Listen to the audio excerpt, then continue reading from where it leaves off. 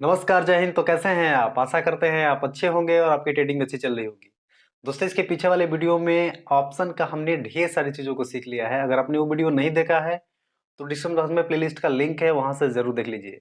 दोस्तों, आज हम बात करेंगे पे अप चार्ट के बारे में कि जो बायर का पे अप चार्ट बनता है और सेलर का बनता है, कैसे बनता है, दोनों में डिफरेंट क्या है।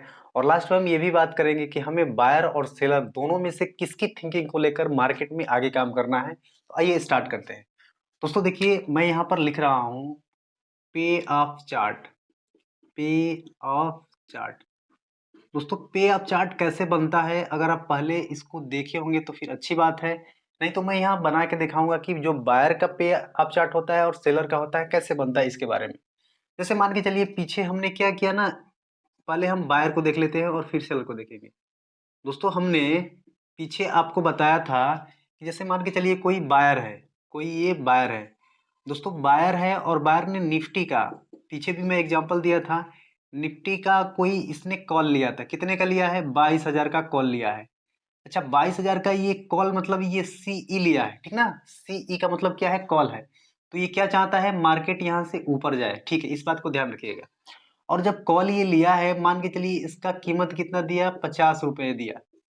तो अगर हम बायर का पे अप चार्ट बनाएं तो कैसे बनेगा और कैसे काम करता है, इसको पहले समझ लेते हैं, फिर हम सेलर का बना के देखेंगे। तो आइए देखते हैं। दोस्तों, हम जानते हैं कि देखिए कि जो बायर का अधिकतम नुकसान कितना हो सकता है? अधिकतम नुकसान उसका 50 रुपए का हो सकता है। यानी बायर जिस स्ट्राइक प्राइस पर जो प्रीमियम पे किया है उसका नुकसान अधिक से अधिक 50 रुपए का ही हो सकता है। इससे ज्यादा इसका नुकसान नहीं हो सकता है बायर को। मैंने पिछले वीडियो में ये सब बताया है। दोस्तों, जैसे मान के चलिए हम जीरो से यहाँ से स्टार्ट करते हैं। ये हमारी एक स्ट्राइक प्राइस है जो लगभग कितनी है? 22,000 है। इसको हमने क्या यहाँ पर जो हमने लिया है, ठीक ना, 22,000। अगर थोड़ा इससे आगे हम बढ़े तो यहाँ अपना कितना है? ये है अपना 22,050।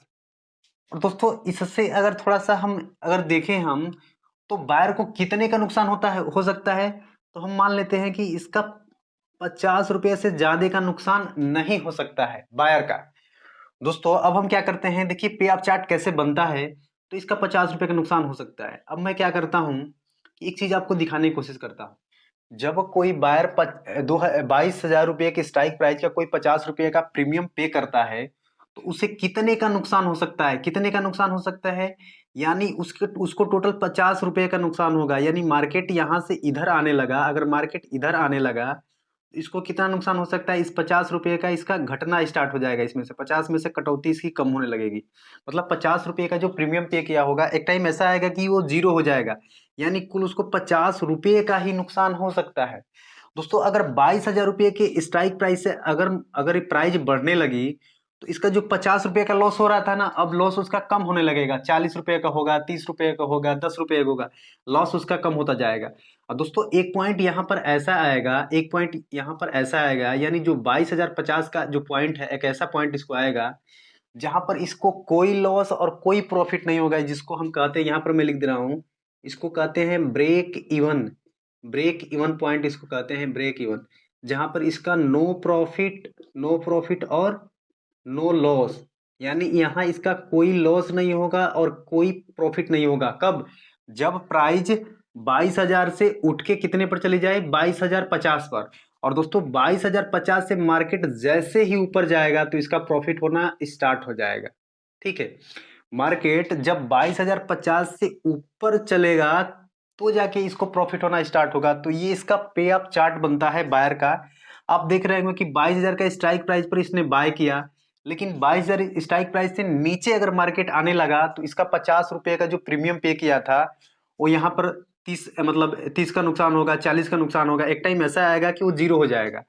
लेकिन अगर मार्केट यहाँ से थोड़ा सा और आगे जाएगा तो इसका नुकसान थोड़ा कम होगा। यानी 40 से मान के चलिए 50 रुपये का जो प्रीमियम पे किया है उसमें से उसका 30 का नुकसान हो, 40 का नुकसान हो, यानी उसका नुकसान थोड़ा कम होगा। और एक ऐसा पॉइंट आएगा जो 22,050 का, जहां पर क्या है ना, यहाँ पर मैं आगे लिख दे रहा हूँ कि आगे मान के चलिए 30,000 के आसपास जा रहा है। ठीक है, इधर इधर की तरफ जा रहा है। अगर इससे जितना भी आगे जाएगा तो उतना इसका प्रॉफिट गेन होगा।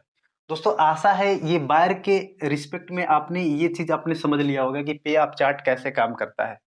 दोस्तों फिर भी अगर आपको ये समझ में नहीं आया होगा तो आप कमेंट करिएगा, मैं और अच्छे से आपको बताने की कोशिश करूंगा। अब हम देख लेते हैं एक बार कि जो सेलर होता है, सेलर के हिसाब से एक बार देख लेते हैं, फिर हम आगे आपसे बात करते हैं।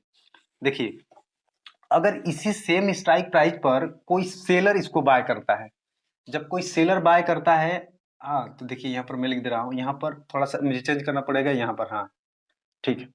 यहाँ मैं कर देता हूँ अब सेलर, देखिए ये कर देता हूँ मैं सेलर, और यहाँ कर देता, देखिए सी ये भी ले रहा है, लेकिन जब सेलर किसी स्ट्राइक प्राइस का सी लेगा तो वो क्या मार्केट से सोच रहा है, सोच रहा है कि मार्केट वहां से नीचे आए। इस रिस्पेक्ट में सोच रहा है सेलर कि मार्केट वहां से नीचे आनी चाहिए। तो ठीक है, अब देखते हैं पे ऑफ जो चार्ट है सेलर का कैसे बनता है और कैसे काम करता है इसके बारे में। तो ये हो गया अपना, और इसको ले लेते हैं यहाँ से। दोस्तों देखिए, ये जो सेलर है ये क्या चाहता है, प्राइस जिस स्ट्राइक प्राइस पर है वहीं रुक जाए या तो उससे कम हो जाए, आगे नहीं बढ़ना चाहिए। तो मैं यहाँ बताता हूँ आपको, देखिए जैसे मान के चलिए ये जीरो से स्टार्ट हो रहा है, ये जीरो से स्टार्ट होकर कहाँ पर चला आया, यहाँ पर हम ले लेते हैं 22,000, और यहाँ थोड़ा सा आगे बढ़ते हैं तो ये हो जाए अपना 22,050, ये हो जाएगा 22,050। एक मिनट बिठा के लिख देता हूँ अच्छे से थोड़ा, तो ये हो जाएगा आपका ये हो जाएगा आपका ये हो जाएगा 22,050, ठीक है। और ये मार्केट इधर जा रहा है, मान के चलिए 30,000 के आगे जा रहा है। दोस्तों जब हमने क्या नाम, जब देखिए जो सेलर को प्रॉफिट होगा और लॉस होगा, तो लॉस तो इसका लिमिटेड है ना, लेकिन इसका जो प्रॉफिट है ना ये लिमिटेड है। इसको प्रॉफिट कितने का है होगा, तो केवल 50 रुपए का ही होगा। जो सेलर को प्रॉफिट होगा ये केवल 50 रुपए का होगा। तो यहाँ मैं लिख लेता हूँ कि इसको प्रॉफिट कितने का होगा, मान के चलिए 50 रुपए का इसको प्रॉफिट हो सकता है। लेकिन कब इसको 50 रुपए के प्रॉफिट होगा, देखिए यहाँ पर मैं कर रहा हूँ, यहाँ पर जब 22,000 का स्ट्राइक प्राइस है, यहाँ पर देख रहे होंगे आप, जब 22,000 रुपया पर ये बाय किया था, तो प्राइस अगर 22,000 से इधर ही रहती है, यानी इधर रहती है, इधर रहती है, तो इसको कितने का प्रॉफिट होगा, 50 रुपए का प्रॉफिट होगा। किसको, सेलर को। लेकिन अगर प्राइस अगर 22,000 से कम ना होके अगर आगे जाने लगी तो क्या होगा, तो अगर प्राइस क्या है ना कि 22,000 से आगे बढ़ के अगर 22,050 पर चली जाती है, तो ये जो 50 रुपए का इसका प्रॉफिट वाला हिस्सा है ना, ये हिस्सा इसका कम होना स्टार्ट हो जाएगा। कहाँ से, यहाँ से।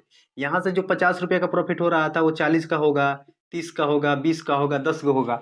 एक पॉइंट उसको ऐसा मिलेगा, ये पॉइंट यानी 22,050 का पॉइंट इसको ऐसा मिलेगा जहां इसका नो नो प्रॉफिट और नो लॉस, यानी हम बोल सकते हैं इसका एक पॉइंट मिलेगा जिसको कहते हैं ब्रेक इवन पॉइंट मिलेगा, जहां इसका कोई प्रॉफिट और कोई लॉस नहीं होगा। और जैसे ही मार्केट इससे नीचे पहुंचेगा तो इसको लॉस होना स्टार्ट हो जाएगा। यानी दोस्तों मैं समझाना क्या चाहता हूं आपको, देखिए जब बायर बाय कर रहा था, तो जब बाय कर रहा था वहीं उसका लॉस स्टार्ट हो जा रहा था। उसको ब्रेक इवन जाने के लिए क्या है ना, मार्केट को ऊपर जाना पड़ता था। लेकिन इसका देख रहे हैं आप, इसका क्या है कि जिस जगह पे ये बाय कर रहा है वहीं से इसका प्रॉफिट स्टार्ट हो जा रहा है, या उससे अगर इसके फेवर में मार्केट आए तो। और यहाँ से मार्केट अगर 50 पॉइंट ऊपर भी जाता है, जितने का प्रीमियम पे किया है उतना अगर इसके अपोजिट साइड में भी जाता है तो इसको प्रॉफिट हो रहा है। तो आप देख रहे हैं, मैंने पीछे भी आपको बताया है कि बायर की जीतने की प्रोबेबिलिटी अगर 1 है तो सेलर की प्रोबेबिलिटी कितनी है, 2 है। ठीक है, आप समझ रहे हैं। अगर तो ये देखिए ये सेलर और बायर का है। दोस्तों ये सब हम क्यों मैं आपको सिखा रहा हूं कि सेलर कैसे काम करता है, बायर कैसे काम करता है। मैं इसलिए आपको बायर और सेलर के बारे में बता रहा हूं कि आगे हम बायर भी बनेंगे और सेलर भी बनेंगे, जिसको आगे हम हेजिंग करते हैं और हेजिंग को कॉम्बो करके बनाते हैं। दोस्तों ये बात करने से पहले थोड़ा सा और हम जान लेते हैं कि जो बायर और सेलर होता है हमें किसके व्यू से सोचना चाहिए मार्केट को।